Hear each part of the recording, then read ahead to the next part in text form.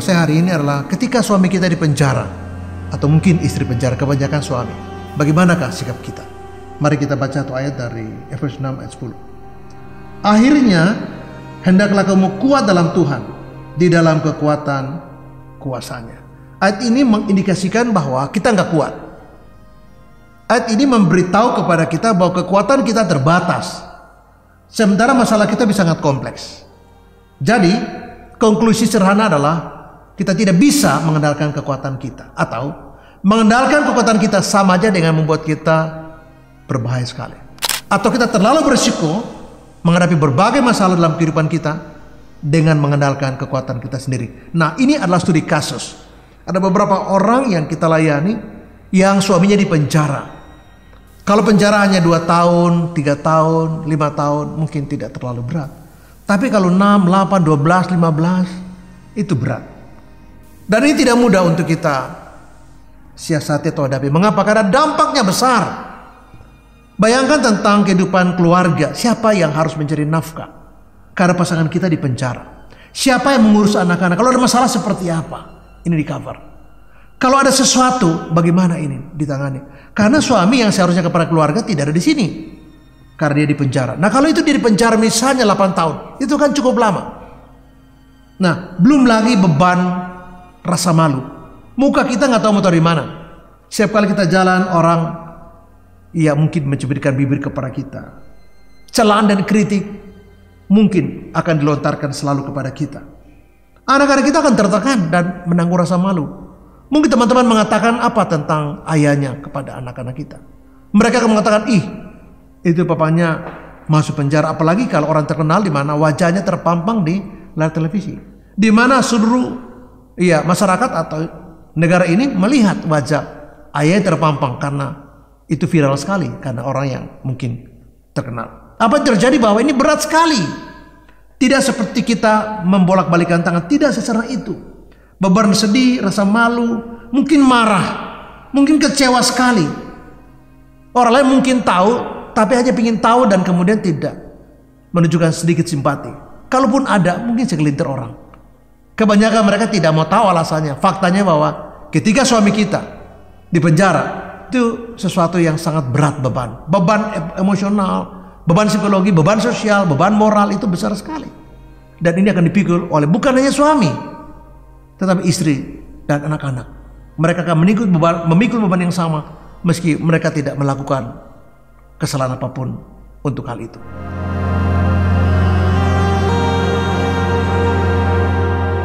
Ketika itu situasi kita, maka nasihat Paulus menjadi sangat tepat dan relevan buat kita. Sangat pas buat kita.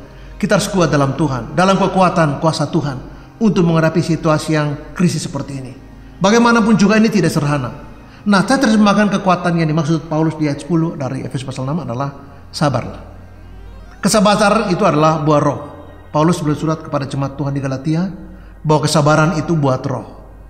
Nah, ketika kita sabar, maka kita akan bisa melewati hari-hari yang sulit seperti ini. Saya mengatakan bahwa ini sangat-sangat berat. Tetapi kita berdoa kepada Tuhan supaya Tuhan memberikan kita kesabaran. Kita berdoa juga buat pasangan kita yang di penjara supaya dia berubah, supaya dia sadar apa yang dia kerjakan, supaya dia sadar apa yang dia lakukan dan berkomitmen atas kesalahan yang dia lakukan. Ada kalanya memang kesalahan tidak pada diri kita dan suami. Dia mungkin korban. Kalau itu benar, kita berdoa supaya Tuhan juga kasih ketabahan kepada dia. Karena bukan kita saja menderita, tapi barangkali dia dihianati sebagai orang yang dikorbankan untuk sesuatu yang dia tidak lakukan. Ingat bahwa Yusuf di penjara di Mesir bukan karena Yusuf telah melakukan kriminalisasi, atau Yusuf di penjara di Mesir bukan karena kesalahan yang ia perbuat lalu ia masuk penjara. Bukan, sama sekali bukan. Jadi ada satu waktu di mana bisa saja suami kita pun menjadi korban dari satu rekayasa tertentu seperti Yusuf. Yang merekayasa itu adalah istri Potifar. Tapi kemudian Yusuf harus menanggung itu di dalam penjara. Dan ini tidak adil. Iya. Nah, kalau itu benar, maka kasusnya berbeda sedikit. Nah, untuk itu kita berdoa supaya dia diberi ketabahan juga. Karena pasti dia sangat sakit karena dihianati. Pasti sangat sakit karena menjadi korban dari keseliman orang lain. Mungkin penguasa atau apa, kita nggak tahu. Tapi kalau itu benar, kita tidak hanya berdoa supaya kita sabar, tapi kita berdoa juga supaya dia tabah menghadapi ini semua. Dia bisa menerima ini semua meski sakit sekali. Karena ketika kita dihianati, atau ketika kita harus menanggung sesuatu, atau ketika kita harus penjara seperti Yusuf, bukan karena kesalahan dia, seperti Paulus di Filipi dan Silas. Mereka dipenjara bukan karena mereka berbuat kesalahan, karena itu mereka dipenjara. Seperti Yeremia, dia dimasuki dalam penjara, dalam sebuah kurungan, bahkan dalam sumur, bukan karena dia berbuat salah atau melanggar hukum, tapi karena sesuatu yang kemudian dia menjadi korban dari sesuatu itu. Dan itu terjadi. Nah, kita berdoa supaya Tuhan kasih kita kesabaran untuk melewati hari-hari tanpa suami karena suami dipenjara. Dan kita berdoa juga buat dia supaya dia tabah melewati sebuah, karena bisa sangat merasa sakit karena dihianati. Hal yang ketiga, kita ingat bahwa bagaimanapun juga kita anak-anak Tuhan.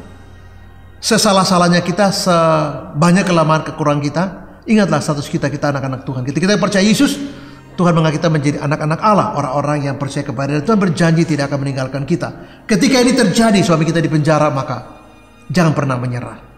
Never give up. Dan itu yang dikatakan oleh Perdana Menteri Inggris ketika harus memberi dukungan kepada prajurit di lapangan yang bertempur. Dia mengatakan bahwa jangan pernah menyerah. Itu juga kemudian satu ungkapan dari Kaisar Jepang. Ketika Jepang menghadapi serangan sekutu, 360 pesawat tempur yang tercanggih di zamannya melawan satu kapal perang besar yang hebat sekali namanya Yamato. Dan Kaisar Jepang mengatakan never give up, jangan pernah menyerah. Dan tentara Nippon itu begitu bangga dengan ungkapan itu, tidak satupun yang kemudian tidak bersemangat untuk berperang. Mereka berperang sampai di titik darah penghabisan. Nah, ketika kita menghadapi situasi yang seperti ini, krisis seperti ini, marilah kita ingat bahwa Tuhan tidak pernah tinggalkan kita. Jangan pernah menyerah. Sebaliknya kita berdoa dan kita percaya.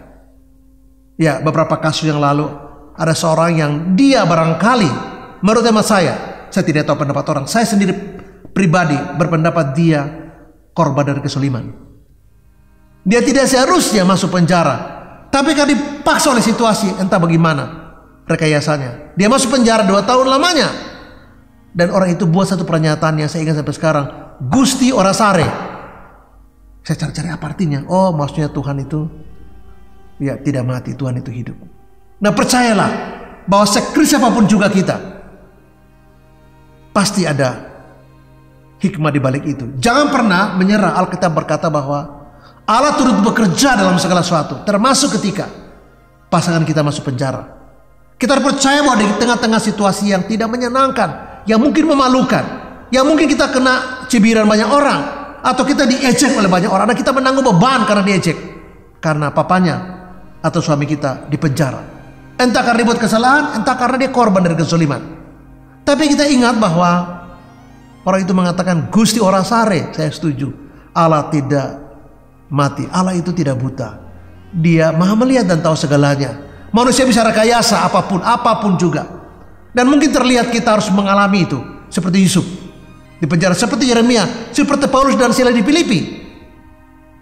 Tetapi apa yang terjadi ialah bahwa jangan pernah menyerah. Kenapa? Kita percaya bahwa tangan Tuhan selalu bersama kita. Kasih Tuhan, kemurahan Tuhan tidak pernah terlambat untuk menopang hidup kita.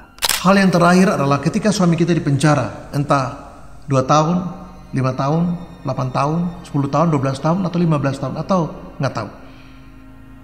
Jangan pernah kita kehilangan harapan. Mengapa? Sebab jangan kita lihat masalahnya, jangan kita lihat sulitnya, tapi mari kita lihat ada Allah yang hadir di kehidupan kita. Kita lihat ada tujuan Allah yang tidak terbatas karena situasi kita. Ada kasih dan cinta kasih Tuhan yang selalu tersedia buat kita. Saya ingin membaca satu ayat buat kita, yaitu dari 2 Tawarik 7 ayat 14, firman Tuhan.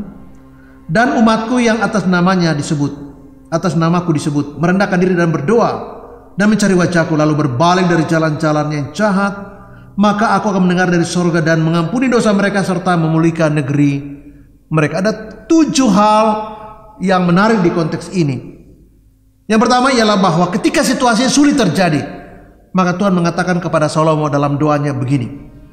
Ketika itu terjadi, sesuatu krisis terjadi, dikatakan bahwa ketika Tuhan menutup langit, tidak ada hujan. Ketika Tuhan menutup langit, ini resikonya besar sekali.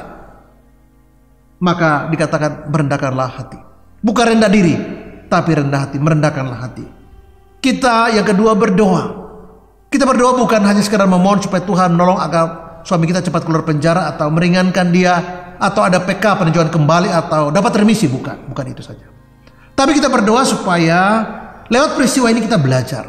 Kita berdoa untuk diri kita supaya kita sabar, kita berdoa supaya kita tidak pernah menyerah, kita berdoa supaya kita jangan kehilangan harapan. Karena Tuhan ada di sini dan mengasihi kita, terlepas dari banyak kesulitan dan banyak masalah kita, terlepas juga dari kesalahan-kesalahan yang kita perbuat. Oke. Tapi dikatakan berdoalah. Yang ketiga mencari wajah Tuhan. Mencari wajah Tuhan, kita cocokkan antara kehendak kita dengan kehendak Tuhan. Kehendak kita harus tempatkan di kehendak Tuhan. Kita mencari wajah Tuhan, utamakan Tuhan dalam kehidupan kita. Kalau sebelumnya tidak, maka ini saatnya kita koreksi diri untuk menempatkan Tuhan segalanya di atas segalanya. Dan yang keempat dikatakan berbalik. Nah, poin keempat menjadi penting. Niniwe dipulihkan karena orang berbalik. Raja, para menteri, para bupati, para gubernur, rakyat, kami, domba semua berbalik dan berpuasa. Dan Tuhan berbelas kasihan buat orang Niniwe. Nah, ketika dikatakan kepada Salomo dan mereka berbalik dari jalan-jalan yang jahat, di satu kesadaran untuk bertobat, memperbaiki diri, dan berdoa supaya suami kita dia sadar dan kemudian dia keluar dengan satu komitmen, atau di dalam dia sudah punya komitmen untuk dia mau berubah, mau bertobat. Dan yang berikut adalah kita melihat ketika Tuhan melihat itu semua, maka Tuhan itu mengampuni kita. Nah, pengampunan itulah yang memulihkan. Dan yang terakhir dikatakan, maka Tuhan akan memulihkan negeri mereka. Dia bukan cuma satu kelompok, satu masyarakat, tapi seluruh negeri dipulihkan oleh Tuhan. Kalau prinsip-prinsip yang tadi hadir di kehidupan kita, jangan pernah menyerah, jangan pernah kehilangan harapan. Karena sesulit bagaimanapun situasi kita, di mana kita hampir give up, mari kita trust, kita percaya kepada Tuhan. Karena ketika Tuhan berjanji, seperti ungkapan Tuhan kepada Salomo dalam doa Salomo, kita pegang janji Tuhan. Mari kita berjuang, kita tidak sendiri. Mari kita berjuang karena kita tahu bahwa Allah sedang turut bekerja dalam segala sesuatu, termasuk ketika suami kita di penjara. Memang tidak mudah, kita akan mengalami banyak tekanan, tapi kasih Tuhan tidak akan berkurang pada hidup kita. Penyertaan Tuhan tidak undur dari kita, dan janji pemulihan Tuhan akan dinyatakan Tuhan kepada hidup kita. Pertanyaan saya adalah, apa kita percaya? Tantangan kita justru ada di situ.